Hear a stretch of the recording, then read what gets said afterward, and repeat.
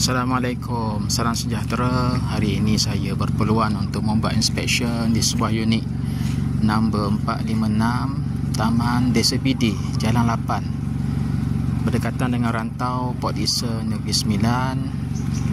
Rumah berkeluasan 20x65 atau 1300 square feet, 3 bilik tidur, 2 bilik air.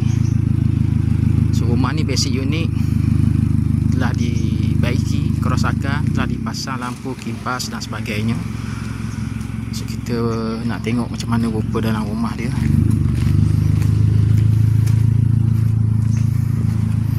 Nombor rumah dia sangat cantik.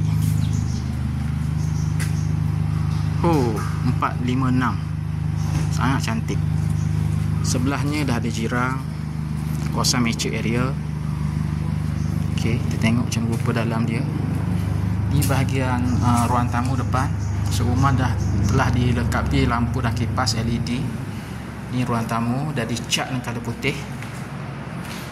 Okey, bentuk dia zigzag.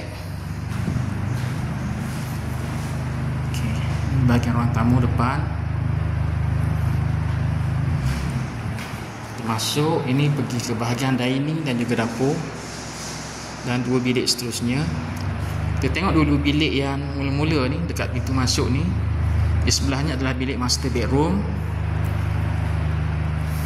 telah dilengkapi dengan lampu dan kipas. Bilik master bedroom, tengok punya tandas dia, tandas duduk, dilengkapi dengan shower. Okey, ini view daripada master bedroom.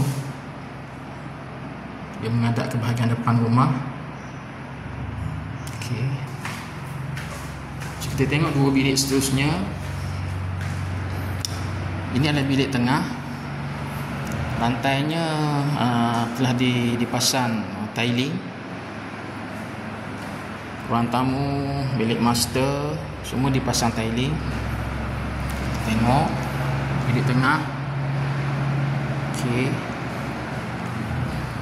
di sebelahnya ada tandas duduk, dilengkapi dengan shower. Okey, dan ni bilik ketiga, bilik terakhir. Beza bilik terakhir, bilik ketiga dengan bilik-bilik lain ni adalah lantai dia ni masih lagi semi render biasa. Lain semua dah di tiling kecuali bilik terakhir saja. So bilik ni pemaju consider macam store. So bagi siapa yang beli rumah ni, kalau nak cantik kena tiling lah. Ini bahagian bilik 3. Dalam dia dah dipasang lampu, grey dah pasang semua. Dan ini adalah bahagian dapur. So dapurnya dia masih lagi mengekalkan sinki daripada direct pemaju punya lah. Kalau nak cantik kena tukar dengan tabletop. Okey, ini pemandangan dia, ada bahagian dapur menhala ke depan sana. So ini bahagian dining dia lah, sangat luas dan selesa. Di bahagian belakang dia ni masih lagi ada tanah, sekitar 5 kaki saja. So ini adalah Desa Pidi fasa lama. Fasa lama ni dia belakang dia 5 kaki. Sebab dia luas tanah dia 2065 1300 square feet berbanding fasa baru 2070, ada beza 10 kaki lah. So rumah ni fasa lama hanya ada 5 kaki saja tanah belakang.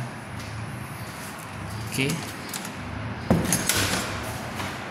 so bagi sesiapa yang berminat untuk membeli sebuah rumah teres intermediate unit di Taman Desa Pidi, fasa 1 atau fasa lama, lorong ke-8 daripada pintu masuk, freehold open title, semua bangsa boleh beli, 3 bilik tidur, 2 bilik air, 1300 square feet land area, sekitar 900 square feet build up. Bolehlah menghubungi saya di talian 012-918-5187, 012-918-5187. Cik Wan Property Agent, niagahartanah.com. Sekian, terima kasih. Assalamualaikum.